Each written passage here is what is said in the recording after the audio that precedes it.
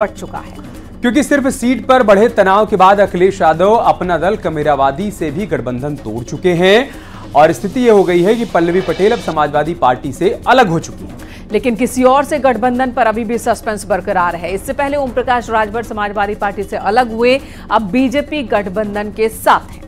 दारा सिंह चौहान भी समाजवादी पार्टी से अलग हुए और बीजेपी में शामिल हो गए।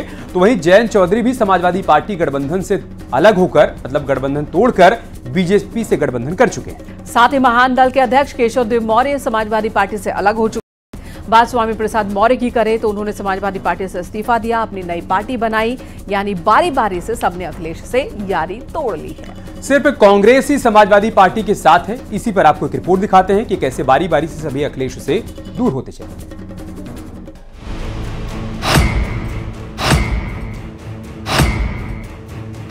22 का गठबंधन था, अब 24 में नहीं है।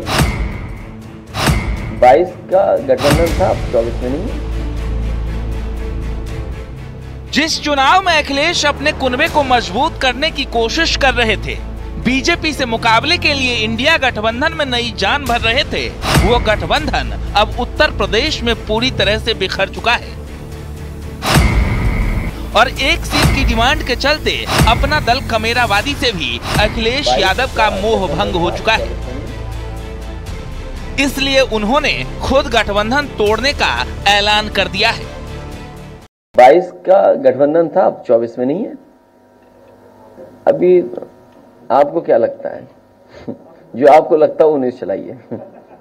ये मैंने आपसे कहा ना कि हमारे साथ असली लोक दल है। अपना दल कमेरावादी से गठबंधन तोड़ने के वक्त भले ही अखिलेश यादव के चेहरे पर मुस्कान हो, लेकिन ये हंसी दिखावटी है, क्योंकि एक दिन पहले जो कहानी पल्लवी पटेल ने कही, उसके पीछे ही गठबंधन टूटने की बड़ी वजह छिपी है। पल्लवी पटेल ने कहा था वो यूपी की 3 सीटों पर प्रत्याशी उतारेंगे, तो अखिलेश यादव ने कहा गठबंधन 2022 के लिए ही था। पल्लवी पटेल ने फूलपुर, कौशाम्बी और मिर्जापुर सीट की डिमांड की, तो उसी दिन अखिलेश यादव ने मिर्जापुर से राजेंद्र बिंद को प्रत्याशी बना दिया। जब पल्लवी ने कहा टिकट नहीं मिला तो खुद लड़ेंगे, अखिलेश ने कह दिया तो फिर आज से गठबंधन खत्म। यानी अखिलेश यादव चौधरी के बाद अब पटेल से दूरी बना चुके हैं, जो इंडिया गठबंधन के लिए अच्छे संकेत नहीं है। कुछ हफ्ते पहले आरएलडी प्रमुख जयंत चौधरी ने भी सपा से अपना गठबंधन खत्म कर भाजपा के साथ हो लिए और आज पल्लवी पटेल की पार्टी अपना दल कमेरावादी से गठबंधन खत्म होने का ऐलान खुद अखिलेश यादव ने कर दिया। महान दल के नेता केशव देव मौर्य भी अखिलेश यादव से नाराज बताए जा रहे हैं। ऐसे में समाजवादी पार्टी के साथ कोई साझेदारी फिलहाल 2024 में दिखाई नहीं दे रहा, सिवाय कांग्रेस को छोड़कर। जब से गठन हुआ तभी से ठीक नहीं है। बिना विचारधारा के, बिना लक्ष्य को लेकर के जब कोई गठबंधन बनता है, बिना विजन के गठबंधन बनता है, परिवारवादियों को बचाने के लिए गठबंधन बनता है, तो टूटता ही है। क्योंकि ये गठबंधन देश के विकास के लिए नहीं है, ये गठबंधन अपने परिवारों को बचाने के लिए है। और अभी तो और देखते जाइएगा। मुसलमानों की दुश्मन है और दलितों की दुश्मन है।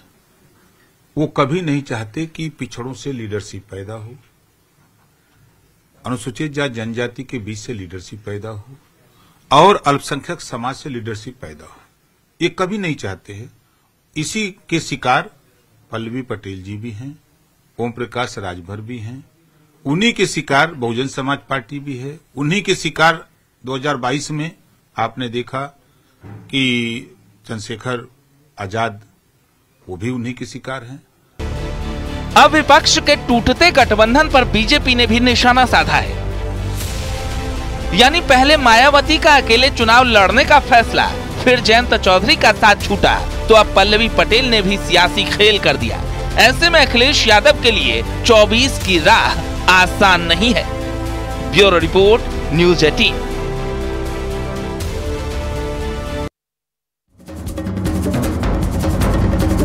लोकसभा चुनाव में ओबीसी वोट के लिए इंडिया गठबंधन जातीय जनगणना का मुद्दा उठा रहा है। अखिलेश यादव इसी समीकरण को साधने के लिए पीडीएफ फॉर्मूले के साथ मैदान में उतर चुके हैं। लेकिन कांग्रेस की इस प्लानिंग को तब बड़ा झटका लग गया जब कांग्रेस के वरिष्ठ नेता आनंद शर्मा ने जाति जनगणना को गलत ठहराया, तो वहीं बीजेपी ने भी इस मुद्दे को हाथों हाथ लपक लिया। दरअसल जातीय जनगणना का पूरा फोकस ओबीसी वोट बैंक को लेकर है और ऐसे में यह समझना भी जरूरी है कि आखिर राजनीतिक पार्टियों में ओबीसी की स्थिति क्या है। सबसे पहले बात सामान्य वर्ग की करते हैं तो 42% मौजूदा सांसद इसी वर्ग से आते हैं, तो वहीं ओबीसी वर्ग का 22% प्रतिनिधित्व है। बीजेपी में 18% ओबीसी सांसद हैं, तो कांग्रेस में 25% ओबीसी सांसद हैं। और अन्य पार्टियों में इनकी संख्या 28% तक जाती है। विपक्ष की मांग के बीच बीजेपी ने राजनीति में परंपरागत जाति आधारित सियासत की जगह गरीब, युवा, किसान और महिला के रूप में नए सामाजिक समीकरण तैयार करने की कोशिश की। आपको इसी पर दिखाते हैं एक रिपोर्ट।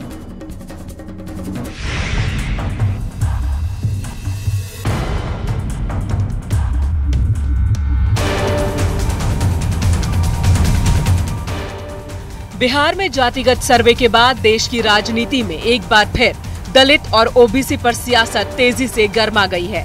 जाति गणना के जरिए इस वर्ग को सियासत के केंद्र में लाने वाले बिहार के मुख्यमंत्री नीतीश कुमार भले ही सत्तारूढ़ गठबंधन में शामिल हो गए, पर विपक्ष खासकर कांग्रेस इसे लेकर लगातार हमलावर है। हालांकि हैरानी इस बात की है कि अब कांग्रेस के नेता ही जाति जनगणना के खिलाफ हो चुके हैं। कांग्रेस नेता आनंद शर्मा ने कहा, जाति जनगणना से बेरोजगारी खत्म नहीं होगी और न ही समाज में असमानता खत्म होगी। इसे कांग्रेस की विरासत का अपमान माना जाएगा। कांग्रेस पार्टी पहले जातिवाद करती थी, यानी जिस मुद्दे को इंडिया गठबंधन लोकसभा चुनाव में भुनाने की कोशिश में था, अब कांग्रेस के नेता ही उससे किनारा करने लगे हैं। आनंद शर्मा जी वरिष्ठ नेता हैं, हमारी CWC में सदस्य भी हैं, तो वो कोई भी अगर चर्चा करनी होती तो वहाँ कर सकते थे। Isn't it a fact that Mandal Commission was opposed by Indira ji? Mandal Commission was opposed by Rajiv ji. In fact, their slogan was "Na जात पर ना पात पर मुहर लगेगी हाथ पर." And this has not been the first time when Rahul Gandhi has been called out for doing a U-turn or showing such hypocrisy or disrespecting what his previous predecessors have said. Allies like Akhilesh Yadav have called. और इसी बीच एक बड़ी खबर दिल्ली से आ रही है। दिल्ली के CM Arvind Kejriwal गिरफ्तार कर लिए गए हैं। बड़ी जानकारी हम आपके साथ साझा कर रहे हैं। सीएम अरविंद केजरीवाल गिरफ्तार कर लिए गए हैं।